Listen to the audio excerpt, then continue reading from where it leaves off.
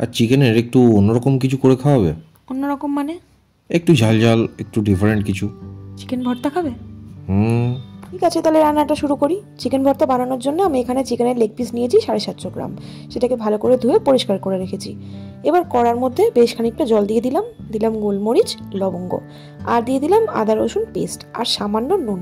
আচ্ছা, ভর্তা boneless piece দিয়ে করে না? হ্যাঁ, তা করে, কিন্তু আমি এখানে লেগ পিসের চিকেন দিয়েই করলাম, কারণ অনেক সময় বুকের মাংস কি হয়, ছিবড়ে ছিবড়ে খেতে হয়, সেই জন্য আমি ওটাকে অ্যাভয়েড করি। আচ্ছা, মাংসটা পুরোপুরি সেদ্ধ হয়ে গেছে। আমি চিকেন স্টকটাকে আলাদা করে সরিয়ে রেখেছি।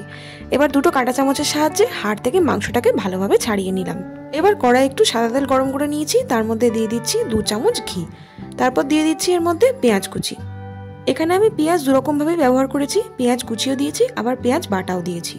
পেঁয়াজটাকে ভালো করে ভেজে নিয়ে ওর মধ্যে একে একে দিয়ে দিয়েছি কাঁচা লঙ্কা কুচি, তারপর আদা রসুন পেস্ট, আর তারপর চলে যাবে সব রকম যে রেগুলারি গুঁড়ো মশলা যায় সেগুলো, হলুদ গুঁড়ো, লঙ্কা গুঁড়ো, জিরে গুঁড়ো আর ধনে গুঁড়ো।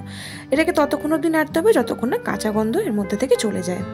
একটা টমেটো আমি আগে থেকেই পেস্ট করে রেখে দিয়েছিলাম, সেটাও এখন এর মধ্যে দিয়ে দিলাম।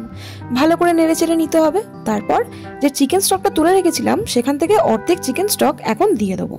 পুরো রান্নাটাই কিন্তু আমি এখানে চিকেন স্টক দিয়ে করেছি, আমি এছাড়া কোনো রকম জলের ব্যবহার করিনি। অন্যদিকে মিক্সার গ্রাইন্ডারে কাজু বাদাম, পোস্ত আর টক দই দিয়ে আমি একটা পেস্ট বানিয়ে রেখেছিলাম। মশলা থেকে তেল ছেড়ে দিলে আমি ওটা দিয়ে দিলাম।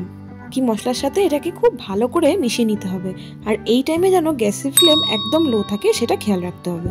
সবটা খুব ভালো করে মেশানো হয়ে গেলে আগে থেকে যে চিকেনটা আমি রেডি করে রেখেছিলাম সেটা এখন এর মধ্যে দিয়ে দিলাম। আর মশলার সাথে চিকেনটাকে আমি খুব ভালো করে মিশিয়ে নিচ্ছি। এরকম ঝাল ঝাল করে চিকেন ভর্তা বানালে সেটা রুমালি রুটি হোক, পরোটা বা নানের সাথে কিন্তু দারুণ লাগে খেতে। তাই আজ রাতের জন্য আমি বানিয়ে নিয়েছি পরোটা। 5-7 মিনিট ধরে আমি চিকেনটাকে মশলার সাথে ভালোভাবে কষিয়ে নিয়েছি। তারপর আমি এর মধ্যে দিয়ে দিলাম বাকি চিকেন স্টকটা, আর দিয়ে দিলাম সামান্য ধনেপাতা কুচি, আর দিয়ে দিলাম নুন আর চিনি।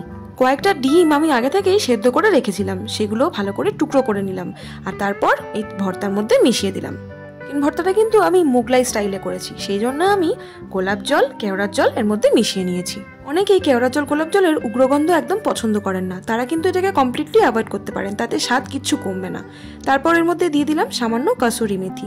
আবারও নেড়ে ছেড়ে ভালো করে এটাকে মিশিয়ে নিলাম। ব্যাস রেডি হয়ে গেল।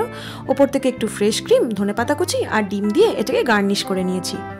বাহ, দেখতে তো দারুণ হয়েছে, আর গন্ধও দুর্দান্ত বেরোচ্ছে। খুব খিদে পেয়েছে, পরোটার সাথে তাড়াতাড়ি সার্ভ করে দাও। এক্ষুনি দিচ্ছি। তোমরাও কিন্তু বাড়িতে এরকম রেস্টুরেন্ট স্টাইল চিকেন ভর্তা বানিয়ে নিতে পারো। এদিকে আমাদের খেতে দেরি হয়ে যাচ্ছে, আমি চললাম পরোটা দিয়ে চিকেন ভর্তা খেতে। ভিডিওটা ভালো লাগলে একটা লাইক, শেয়ার, কমেন্ট করো, আর চ্যানেলে নতুন হলে চ্যানেলটাকে সাবস্ক্রাইব করতে ভুলো না। দেখা হবে অন্য কোনো রেসিপি নিয়ে। টাটা।